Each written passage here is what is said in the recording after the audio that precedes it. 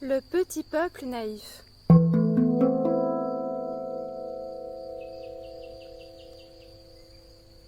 Par une belle matinée d'été, naquit un peuple de moucherons. Le ciel resplendissait d'un bleu limpide, l'air était frais, et la rosée avait suspendu une multitude de gouttelettes étincelantes sur la végétation verdoyante et fleurie.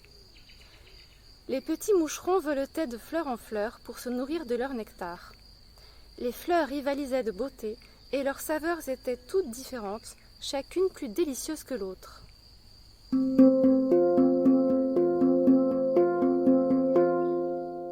Mais quelques-uns des moucherons ne se satisfaisaient pas de cette abondance offerte, ni de la liberté qu'elle conférait à chaque membre du peuple des moucherons. Ils souhaitaient avoir du pouvoir sur leurs congénères, et une étrange passion les animait, la collection de dents d'escargot. Ces moucherons se rassemblèrent, se vêtirent de noir et se firent connaître auprès de tous les moucherons. Ils se dénommèrent les démodictes.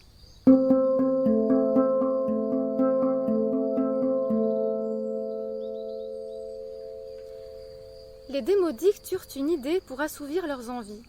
Ils inventèrent les fleurs modifiées qu'ils posèrent au ras de la terre. Leur nectar, dont la saveur et la composition furent standardisées, fut proclamé le meilleur pour la santé.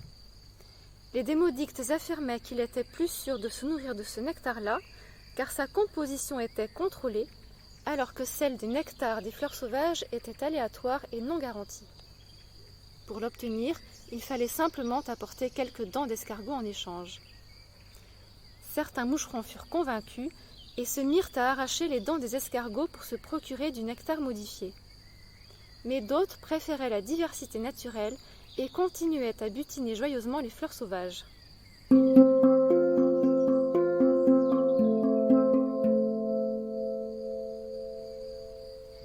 Les démodictes ne se satisfaisaient pas d'une obéissance partielle.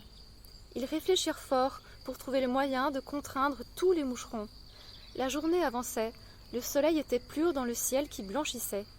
La chaleur estivale commençait à se faire sentir.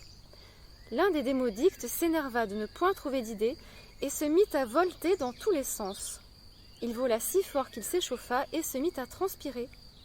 Il voulut alors se désaltérer avec quelques gouttes de rosée, mais toutes les gouttelettes s'étaient évaporées, laissant les brins d'herbes et les fleurs secs et chauds.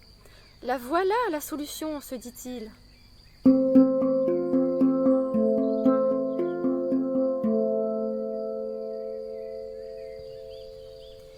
Il vola vite avertir les autres démodictes, et ensemble organisèrent une grande réunion du peuple des moucherons. Ils proclamèrent « L'atmosphère se réchauffe. Il fait déjà si chaud que toute l'eau est évaporée. Si cela continue, les fleurs ne survivront pas, et la famine s'installera. » Ils marquèrent une courte pause et poursuivirent. « Nous sommes à l'origine de ce réchauffement. Nous l'avons prouvé scientifiquement, nos battements d'ailes en sont la cause. L'agitation de l'air fait augmenter la température. Moucherons, cessez de voler de fleur en fleur, vous causez le réchauffement atmosphérique. Ne butinez plus que nos fleurs modifiées, suffisamment basses pour être atteintes en marchant. Et pour votre sécurité, nous instaurons une taxe battement d'ailes.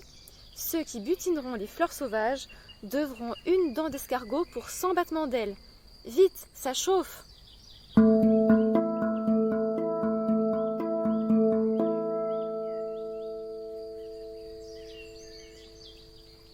Et les petits moucherons, affolés par cet apocalyptique scénario, firent ce qui leur était demandé. De nombreuses zones de culture intensive de fleurs modifiées furent créées, rendant rares les prairies sauvages. Ils aménagèrent des routes afin de cheminer aisément sur le sol, chargés de dents d'escargot. Cependant, quelques moucherons insoumis refusaient de se nourrir de ces nectars artificiels qu'ils considéraient de moindre qualité que les nectars naturels.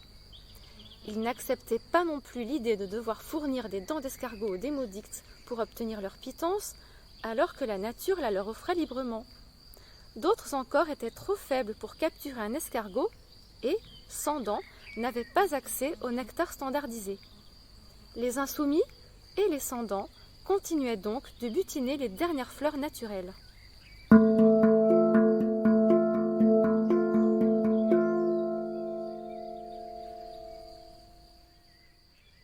Mais les autres moucherons, poussés par la peur que les démodictes avaient insinuée dans leur esprit, dénoncèrent ces indisciplinés, qui furent condamnés à fournir de grandes quantités de dents d'escargot. Sven, l'un d'entre eux, d'un caractère particulièrement rebelle et indépendant, refusa la sanction. Et il n'envisageait aucunement de se nourrir de ce nectar modifié pour le restant de sa vie. Afin d'échapper à la destinée que les démodictes avaient décidée pour lui, il se cacha dans les pétales d'une grande fleur.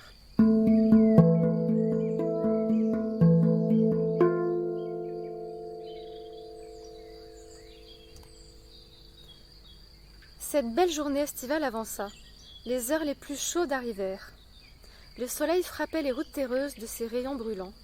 Les petits moucherons, dotés de courtes pattes et dépourvus de protection contre la chaleur du sol, souffrirent de malaise sur les routes. Ils commencèrent à ressentir de la colère envers les démodictes. Ils estimaient que ces derniers les avaient laissés butiner les fleurs sauvages pendant trop longtemps.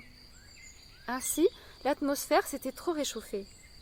Et malgré les taxes, quelques moucherons rebelles n'obéissaient toujours pas. Les démodictes ne protégeaient pas suffisamment le bien-être de leur peuple. Les moucherons décidèrent de manifester leur mécontentement.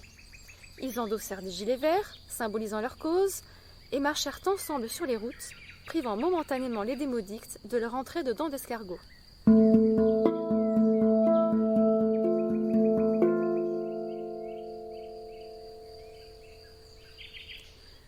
Les démodictes sautèrent sur l'occasion.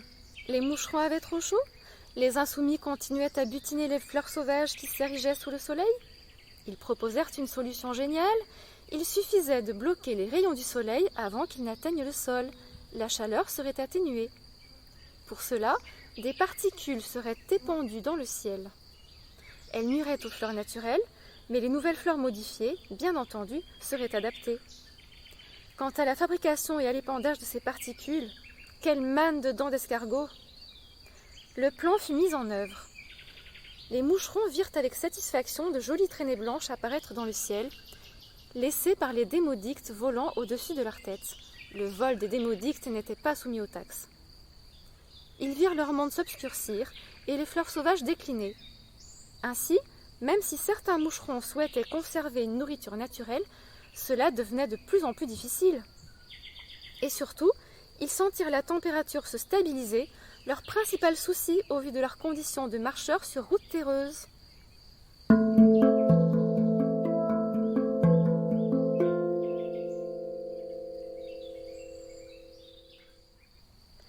Les moucherons créèrent des élevages intensifs d'escargots afin de répondre aux exigences des démodictes. Et aussi pour subvenir à leurs besoins croissants de nourriture, car il leur était nécessaire d'ingurgiter de plus grandes portions de nectar modifié qu'il ne leur en fallait auparavant de naturel pour arriver à satiété. Les démodictes accumulaient des quantités phénoménales de dents et se félicitaient de la servitude du peuple.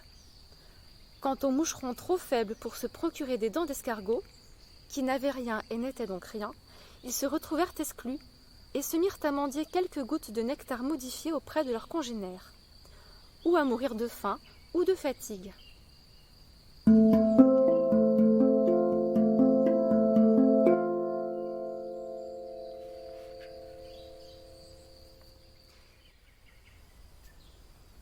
Mais les faibles n'étaient pas les seuls à devoir se serrer la ceinture.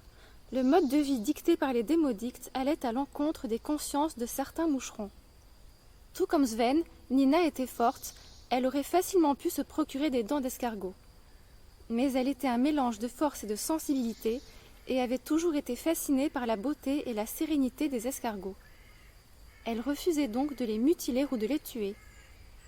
Devant l'ampleur du massacre des escargots, craignant leur extinction, elle en recueillit quelques spécimens épouvantés et les emmena vers le meilleur refuge qu'elle put trouver dans ce lieu de destruction.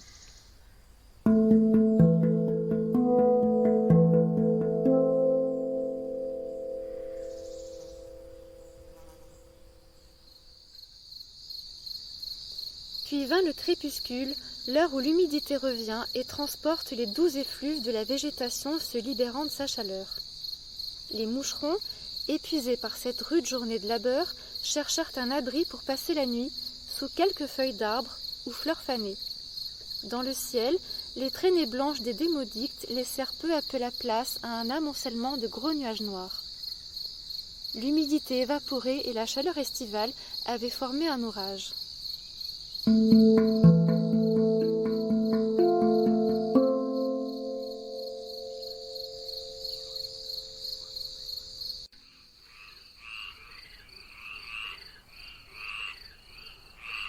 À la tombée de la nuit, une pluie diluvienne s'abattit sur le petit peuple des moucherons. Des torrents d'eau submergèrent leurs terres. Hélas, les moucherons ne purent s'envoler, leurs ventres distendus et alourdis par les grandes quantités de nectar absorbé, et leurs ailes atrophiées par une si longue inutilisation rendaient leur envol impossible. Ils se noyèrent en masse. Seuls les démodictes, qui avaient conservé l'usage de leurs ailes, purent échapper à la noyade.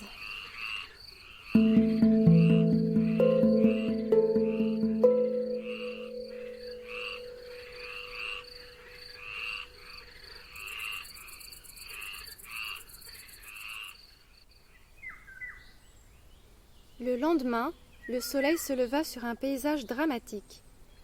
Mais à quelque hauteur du sol jonché de cadavres, Nina et Sven, qui avaient choisi la même majestueuse fleur sauvage pour se réfugier, se réveillaient. Cette fleur les avait protégés de la chaleur, nourris jusqu'au soir et abrités de l'orage et de ses torrents. Elle avait fané bien sûr, comme la plupart des autres fleurs sauvages, mais à sa place s'étaient formées des graines.